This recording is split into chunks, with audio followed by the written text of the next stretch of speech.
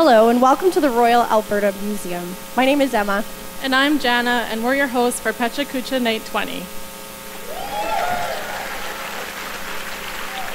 Can we get a quick show of hands of anyone that has never been to a Pecha Kucha before? See anything up here? Actually, let's get a show of hands of people who have been to a Pecha Kucha before. Let me hear some no ones. Yeah. Yeah. That's way better. So for those people who didn't just put their hand up right now, I'm not quite sure how you've managed to miss 19 Pecha Kucha nights here in Edmonton. But don't worry, I'm going to catch you right up to speed with a special platinum edition of Pecha Kucha. Now, the newbies in the room are probably asking themselves, what's this Pecha Kuchi, Kuchi Pichi? What is this? And how the heck did it get 400 of the coolest looking people in the same room at the same time? Am I right? Well, back in 2003, a pair of Tokyo-based architects applied a simple set of rules to presentations, mainly because architects, well, they have a tendency to talk endlessly about their own work. They dubbed this Pecha Kucha, for the sound of chit-chat. Everyone together now. Pecha Kucha. Perfect. So the rules are simple. You have exactly 20 slides for 20 seconds. You say what you need to say in 6 minutes and 40 seconds, and then, take notes guys, you sit down. The result is 400 seconds of what's going to be a compelling beat the clock performance art and a revolution against death by PowerPoint. All right, let's get on with it, Emma. Cool your jets, Jana. We haven't welcomed Councillor Henderson and Councillor Knack. A very special welcome to these two city councillors who have been a wonderful support.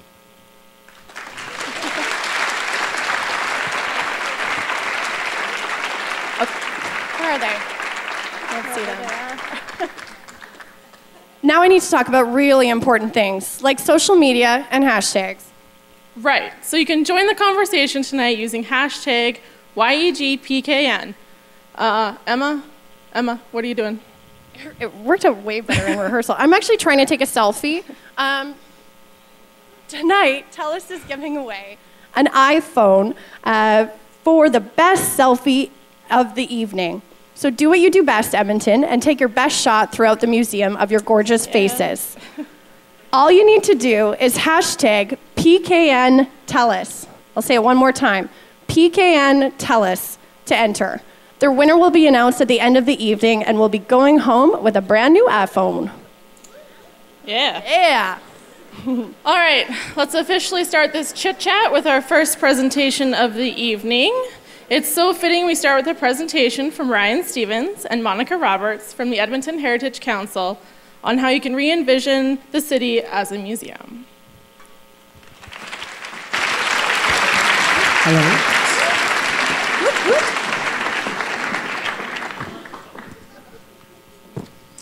All right, hi everybody.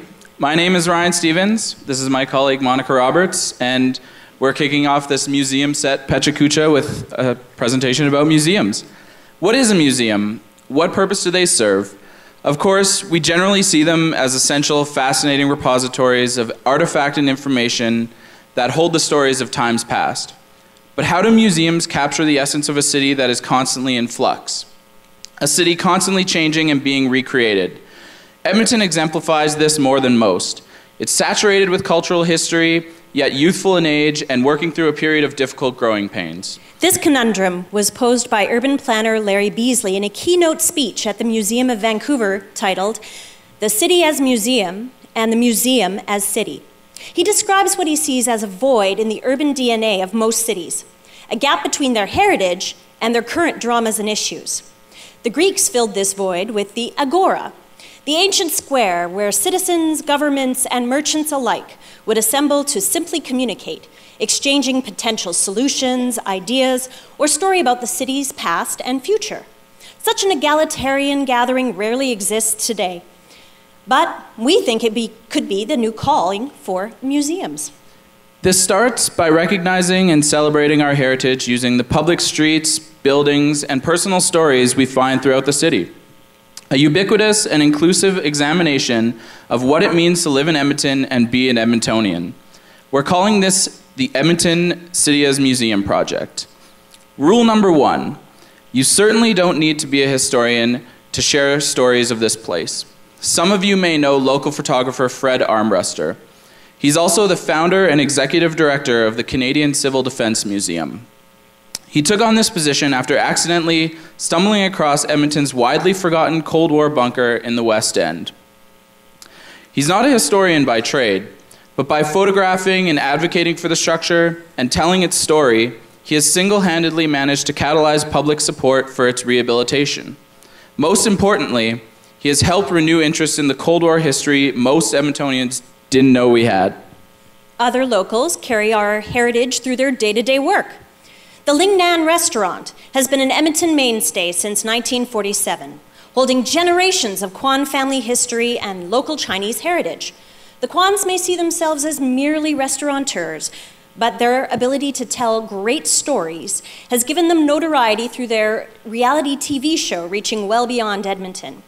And if you have the pleasure of eating at the Ling Nan, you'll be treated to not only quality Chinese food, but it may feel like you're eating in an exhibit. Rich decoration and tons of artifacts for you to look at, each carrying a tale about the Kwan family and Edmonton's heritage.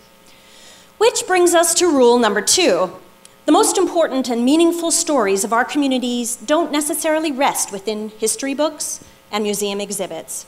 There are far richer and more personalized cities to be discovered, laced through Edmonton's neighborhoods, families, past and present. A museum's strength comes from showing people the beauty of observation. But how can we get a museum to encourage people to create, to participate, to challenge, to take action and become part of the city's story moving forward? We'd like to see what museums could do if they reorient outwards and join in everyday civic life. For our part in this, we open the floor to Edmontonians of every background to share their experiences. Through lectures, tours, and programming, we're using Edmonton's public spaces as our museum galleries and our city's hidden treasures as our artifacts. No exhibit text panels, no glassed-in dioramas, just you and your city. And these stories or point of views from seemingly regular Edmontonians can strike a chord. Christina Hardy wrote a piece called The Pits of Millwoods on her neighborhood's local lore. It was entirely personal and filled with nostalgia that resonated with other Edmontonians here and afar, making a strong statement about urban sprawl as well. With her eCamp piece taking off on social media, Christina was able to turn her 400-word reminiscence into a full-blown, crowd-sourced project, examining Millwood's mythologies, expanding into a series of workshops, consultations, and story circles, demonstrating the reach and role of social media in our local heritage. Quite simply, when it comes to heritage, we'd like Edmontonians to learn about Edmonton from each other, to participate and compare ideas and points of view, to learn stories about places such as Pehonan from the points of view of those whose ancestors gathered there and passed on the stories. In the future, the hope is that we'll have a physical place, our own agora, a new Pehonan, a place to house those stories of our past and for everybody to participate in their sharing. But most importantly, we want this place to foster a sense of creativity and belonging for the future. Wouldn't it be great if there was a museum in Edmonton that could be a space for engagement unlike any other? One where planners, historians, artists, and enthusiasts alike could mind meld their responses to our most pressing civic issues, to blend social stratas, to mix high culture with everyday life, to mix fun experimentation with serious inquiry. Well, until that new museum agora comes, we're latching onto the power of the internet, where such collaboration is constant. We encourage people to share their story of the people, places, things, and moments that make Edmonton, their Edmonton, special. Disagree with a point of view? Post your own. Our only caveat is that you treat Edmonton with the equal measures of love and irreverence that it deserves. This city has seen some mishaps, but for some, those mishaps define us. At least partially, these mishaps are an answer to why we're still here, inspiring us to live more meaningful lives and see our community as connected and identifiably ours. Our story lives and breathes with us, and we encounter it, knowingly or not, every single day. These unfamiliar, forgotten, unwritten, and unspoken histories are inside all of you. You are at the core of the Edmonton City as Museum project. Thank you. Thank you.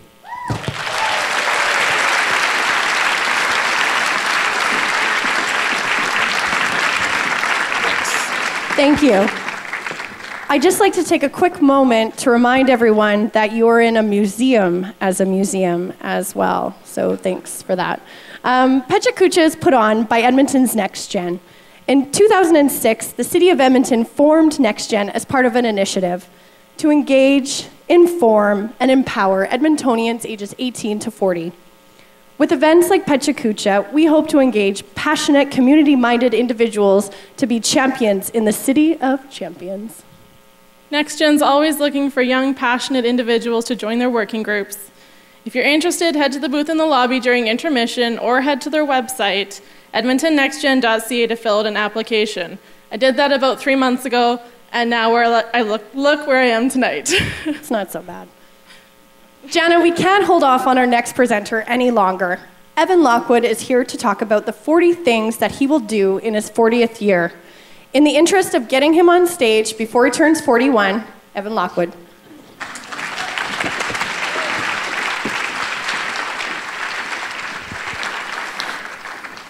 Thank you. In 16 days, I actually turned 40. To many of the people, this is a crisis. To me, it was a bit of an opportunity. I'm going to right some wrongs during my time over the next few minutes. Assuming the average Canadian male lives to be 80 years old, in 2 weeks, I'm going to turn over a leaf and I'm going to move on to being closer to my death than my birth. I didn't create a bucket list. I'm nowhere near ready to die. Everyone thought that's what I was going to end up doing, especially when I suggested I was going to run with the bulls in Pamplona, Spain. Statistically speaking, I was protected, though. Only 15 people had died, and most of them were in their 20s, and none of them were Canadian. This was a year about not missing any opportunities. I took the Robert Frost approach, and I was going to take a few roads less traveled. There'd be no what-ifs, or I wonder what that's like. I never wanted to give regret a chance to rear its ugly head. This was the year of the yes. Most people create a bucket list when the end is in sight. As they said, I'm not dying.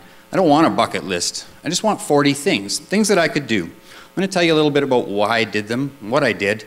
Hopefully many of you will get a chance to reflect on your own lives. Many people create a bucket list out of necessity, but you need to know that bucket lists are not all that important. Besides, you can't stave off death by not completing your whole bucket.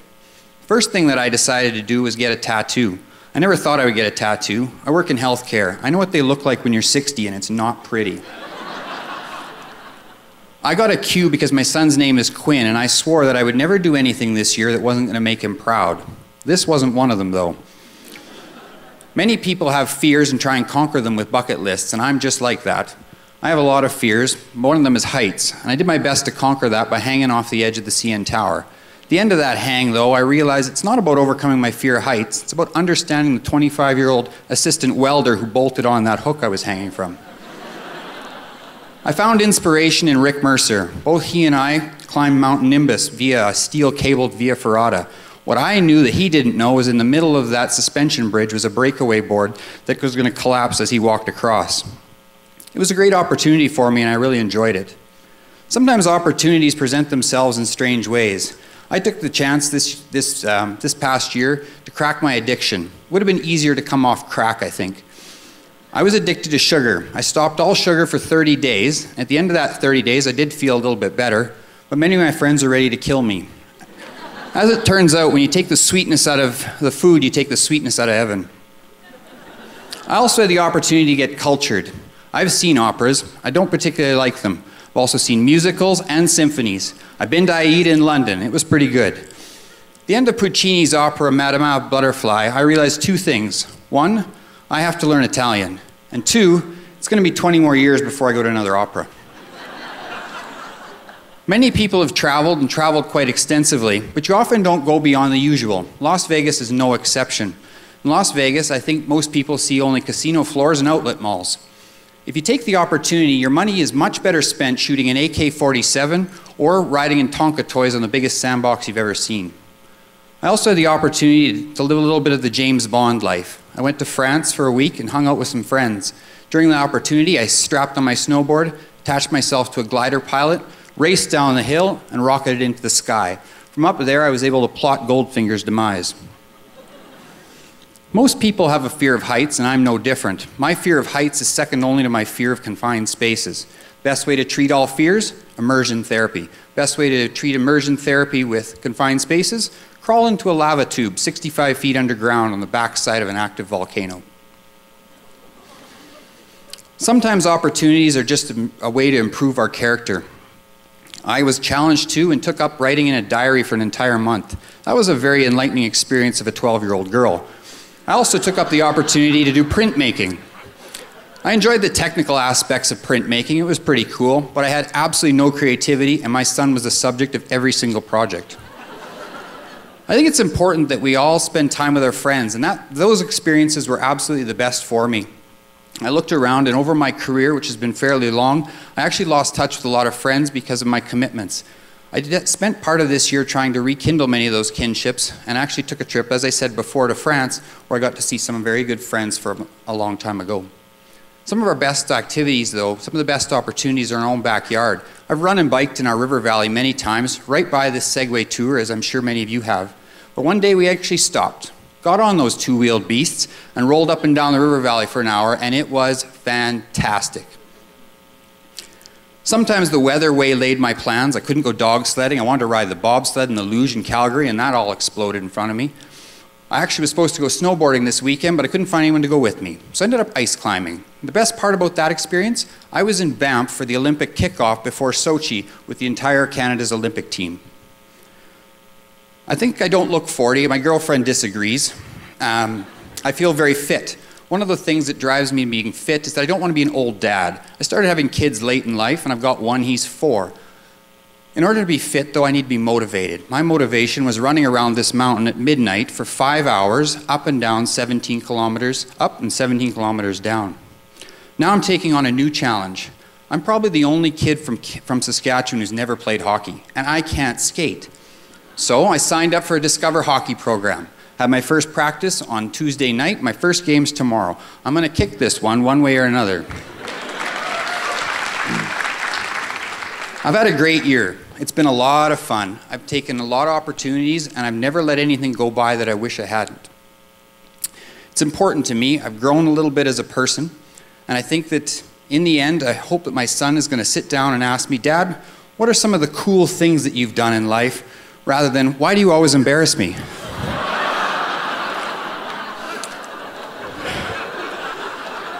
I've had a lot of fun with this year, and I hope you guys will take the opportunity to never let any opportunities go by when you have those same experiences. After all, I think I'm going to have a lot of years left. I'm only half done.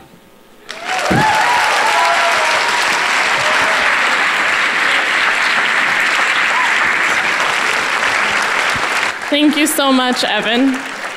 Next, I'd like to introduce our third presenters from Disability Employer Connections, Marc Farr and Marc Biollo, presenting on Workplace Mindshifts.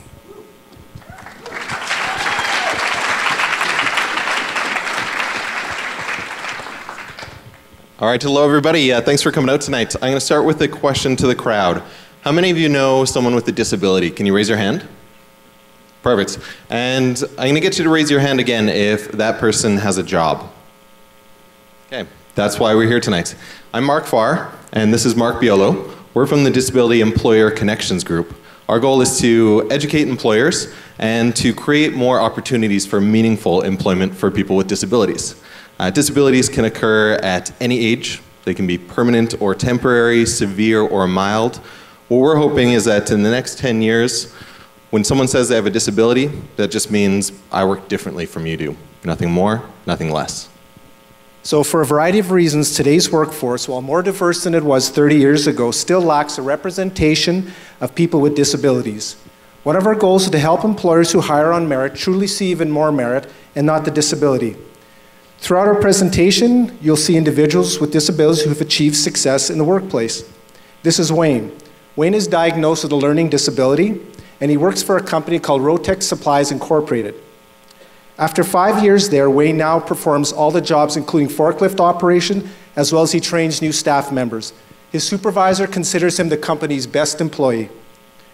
Our purpose at presenting here at Pecha Kucha is to encourage the next-gen audience, today's and tomorrow's business leaders, into being a vital part of a world that welcomes employees with disabilities.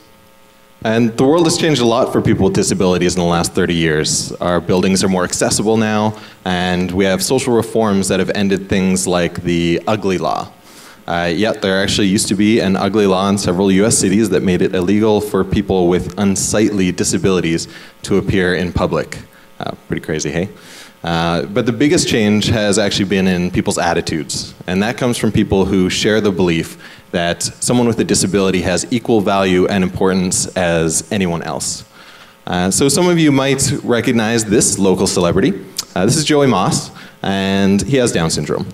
If in the 80s, you might have actually seen him playing road hockey with none other than Wayne Gretzky. Wayne saw that Joey was a really hard worker and offered him a job to work with the Oilers. Of course, Joey said yes, and started working in their locker room.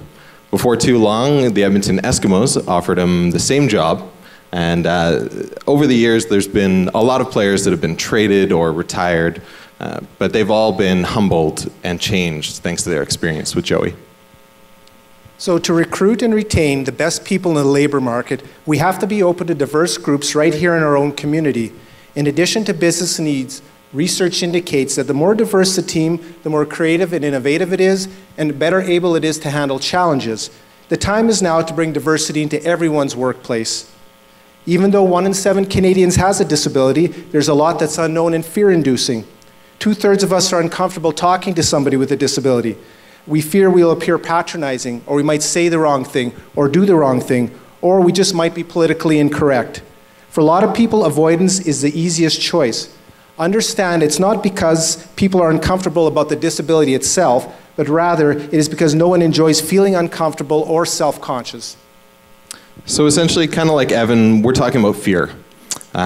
Fear can be a powerful motivator in our lives. It can motivate you to avoid things, kind of like how my fear of public speaking makes me want to run off this stage right now. Or it can motivate you to take action.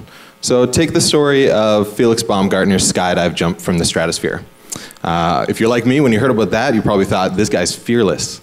But actually, he was so scared that he left the project for 6 months. It wasn't until he saw footage of his replacement doing his job in testing that he decided to come back. So it was his fear of missing out that caused him to come back and fulfill his dream. And the biggest fear that people have with hiring someone with a disability is actually a lack of confidence in their own ability to work with them. So we need to get over that fear and see what we're missing out on. So is hiring somebody with a disability expensive? Even though most workplace modifications are easy and cheap, a lot of employers are fearful that it'll end up costing too much money. So these modifications are seen as negative, but should they be? After all, it was Plato who said, necessity is the mother of invention. Alexander Graham Bell's wife and mother were deaf, and that profoundly influenced his inventions. So what workplace modifications do is level the playing field for everyone. So the next time you push that stroller or cart up that ramped sidewalk, or you place a text message, or you answer a phone call, these were developed to accommodate individuals with disabilities. Now I'd like to introduce you to Erica. Erica was diagnosed with post-traumatic stress disorder. She was challenged to say even a few words in public due to fear in her past. Nowadays, she's delivering her inspiring story with poise and confidence to thousands of people, as well as she's performing at Yuck Yuck's Comedy Club. So this has just been a glimpse of some people who have achieved success in employment. And actually some of them are in the audience tonight. But there are many more. And not too long ago, a lot of the people featured here and many more may have been institutionalized for most of their lives, when what they deserve is just the opportunity to lead a fulfilling life like anyone else. This presentation is a reminder that we all need to focus on the person first, not the disability, because if we can get rid of those labels, then it creates opportunities for everyone. People with disabilities, they bring diversity to not only the community, but also to the workplace. And really, they're one of the missing pieces to that labor market puzzle that we face here in Alberta. So the question is, what might I, as one person in the crowd, do to help? Open your mind to hiring somebody with a disability. Come talk to Marc and Marc. The Disability Employment Connections Group will help connect you to employers who already hire people with disabilities, as well as to local service agencies that will help you find the match that you're looking for. If you're not in that hiring role, talk to whoever is. Find out their thoughts on hiring somebody with a disability and let them know that a diverse workforce is something that you support. This may seem a bit risky at first, but it's definitely worth it. Nelson Mandela said, "I learned that courage was not in the absence of fear, but the triumph over it. The brave man is he who does not feel afraid, but he who conquers that fear." This, I think, applies to us all. Thank you. Thank you.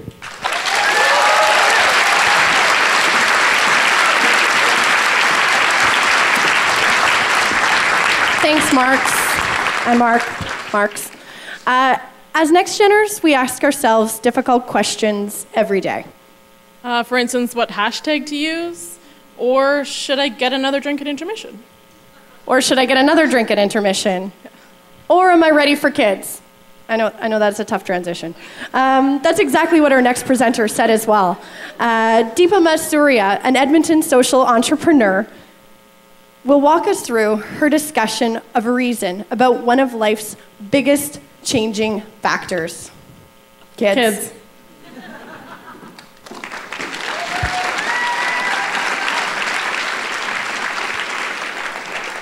This is a Dieffenbachia.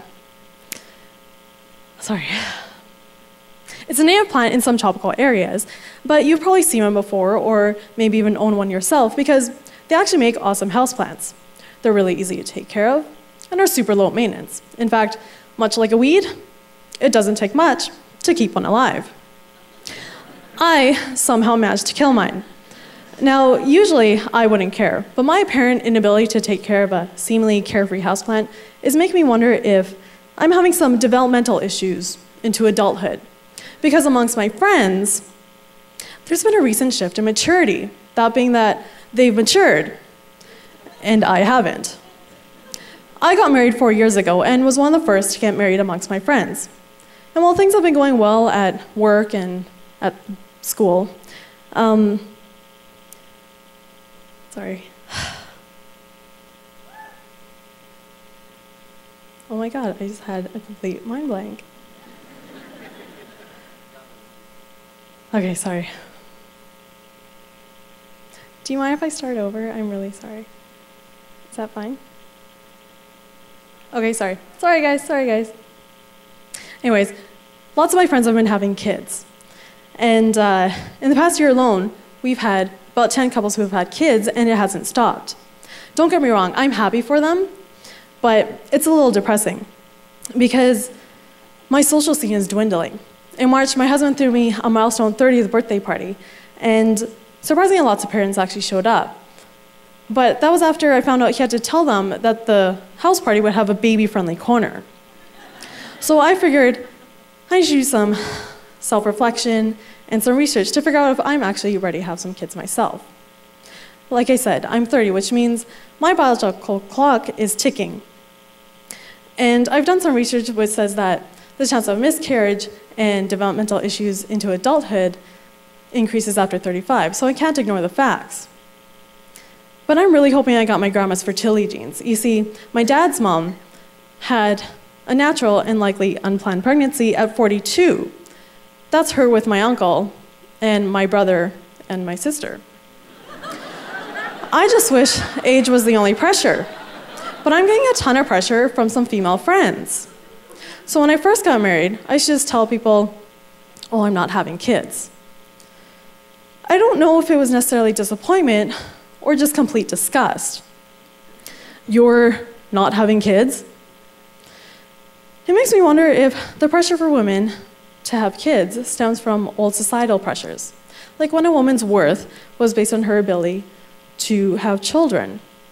My mom's mom got married twice, and the first time she was 16, and after about 5 years, her much older husband divorced her because she couldn't have kids.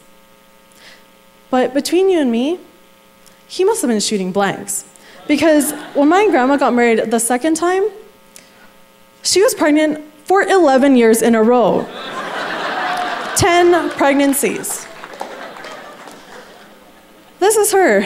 And what's interesting is if you actually count the kids, She wasn't even done having kids when this family portrait was taken. Anyways, I've completely digressed, so I'm going to get back to the research. It's probably not surprising that Dr. Phil also gave his 2 cents about the matter.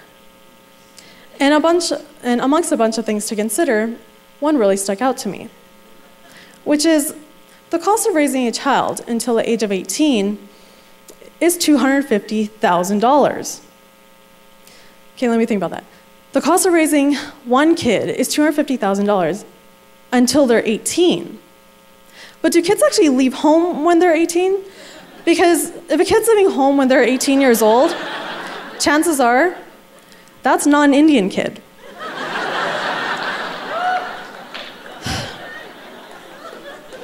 Unless, of course, they're going to school to become a doctor. But even then, parents are paying for their education.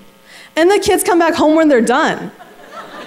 I have friends who are over 30 who still live with their parents. And that's normal. I have friends who are married who still live with their parents. And that's just crazy. But it's still widely accepted. So someone needs to figure out the cost of raising an Indian child for me. Cost aside, I understand the argument that your kids carry on your genes and your name. Well, not my name, my husband's name. But we have over 7.2 billion people on Earth today. Over the last 114 years alone, our population grew by 5.6 billion people. And 17% of them are Indian. So I want to figure out why that was. And it turns out one of the reasons Indians used to have so many kids was because it was actually just an easy way to get workers. Which I find odd because growing up, my dad used to call me useless. Anyway, the whole point of that was, with a huge population, there may be an environmental argument for not having kids. But I don't want you to think that I'm being one-sided. I mean, I have 2 nephews and a niece who I adore.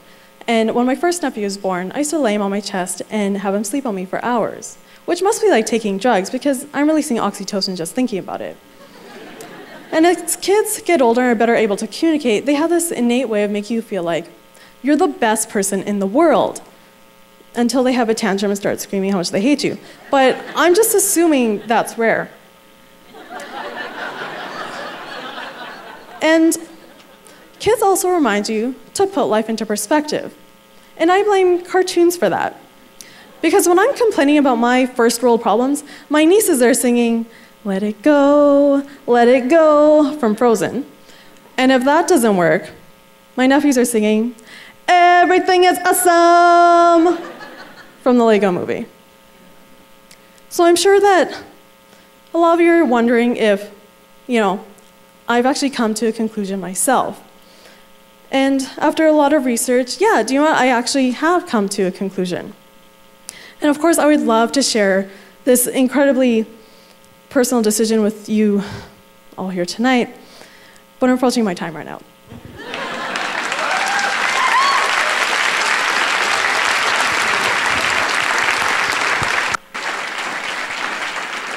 Thank you so much, Deepa. I myself definitely have a lot of things to consider. Next up, we have Mohamed Ali from NextGen's younger sibling, the Edmonton Youth Council. He's going to speak on youth homelessness.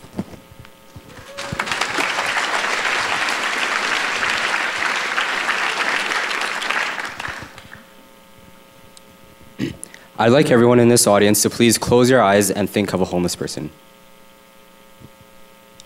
I'm pretty sure many of you painted the same vivid image of a stereotypical, scruffy, worn-out old man. Now, that may have been because this is the last thing you saw before you closed your eyes, or it may have been because we as humans choose to focus on the word homeless instead of what they really are, a person.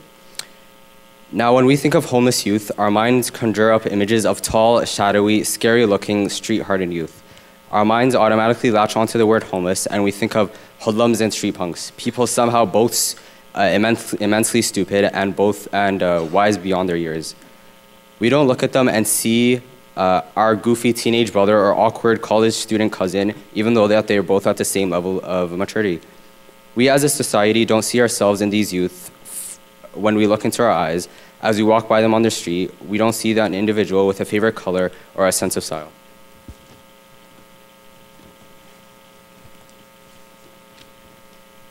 We don't think that they should be in school like you would if you seen your son or daughter on the street. We think that they should be in jail or at least out of sight. Homeless youth in Canada are on the streets for a wide variety of reasons, but the main reasons that they are there is because of domestic violence and family problems. After all, nobody chooses to be homeless because it's fun or because all the cool kids are doing it. They are there because they're forced to. It's not their choice to go through unimaginable hardships, and they certainly are enjoying it. A homeless agency in Hamilton asked some youth in a breakfast program to describe being homeless. The words that came up the most, afraid and terrified. And that's hardly surprising. After all, we all still feel a flash of fear when we walk down the alley at night, and none of us would dare allow our little brother or sister to be out and about downtown past dark. Now imagine if they had to spend all night there surrounded by scary people, much older, stronger, and tougher looking, and looking to exploit them. And then doing it all over again the next night and then the next. This is definitely a frightening thought. This is precisely why so many homeless youth turn to the Old Scona Youth Co-op, shown here in this picture, because the downtown is simply too scary. Imagine having to go through the trials and tribulations that come from being a teenager, from struggling with discovering your identity to dealing with racism and discrimination, and facing depression, anxiety, peer pressure, and worst of all, boredom. With only negative role models to look up to, this leads to substance abuse. Over 50% of youth respondents to a study by Raising the Roof described using drugs and alcohol primarily as a method to coping with homelessness, not for fun as most people believe. They use it to escape their harsh reality, to self-medicate their depression and PTSD, which over 40% of street youth have, as well as a survival tool in situations where they may have to stay up all night to avoid being sexually assaulted. We then, as a society, dare to ask for an excuse from these vulnerable, traumatized youth. We ask them why they are on the streets as if they aren't teens and young adults that need to be able to experiment with opportunities and make mistakes and learn from their failures. After all, they are just teens. These youth are spending their formative years on the streets instead of in a safe environment, and they are coming out of those years irreversibly changed, suffering from countless traumas, unable to rejoin mainstream society, and locked in the never-ending cycle of homelessness. People constantly talk about how we as youth are the future, and that Generation Y is going to do amazing things. Well, guess what? Those youth are just as much of a part of our generation as all of us under 24 and over 24 are, and have as much capacity to shape our society for better and for worse. This is why it's crucial for us to aggressively confront youth homelessness and ensure that they don't turn into the next generation of homeless adults. And they do have great potential. After all, it does take a great amount of creativity, wits, and smarts to survive on the streets, creating street families and maintaining street economies. A lot of the pessimism and apathy surrounding the fight to end youth homelessness comes from the extremely high numbers that we're constantly barraged with. Numbers like the 41,000 children living in poverty in Edmonton and the 100,000 homeless youth across Canada only makes us turn away from the issue because it seems so much harder to solve than it really is. According to the Homelessness Commission, the amount of homeless youth in Edmonton, classified as under 24, is just 258. The exact same number of people that could fit into this lecture hall at the U of A. How many of you thought it was way more than that? See, almost all of you.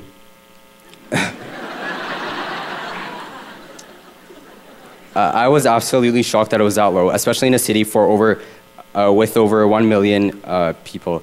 That's the exact same number that's actually half of the people in this audience, and I'm pretty sure most of you have over 258 friends on Facebook. More importantly, that's a number that makes you go, hey, we could easily eradicate youth homelessness and get 258 youth off the streets if it's just 258. And we could get them on a path to a brighter future for the good of our society, not to mention for the immense economic savings that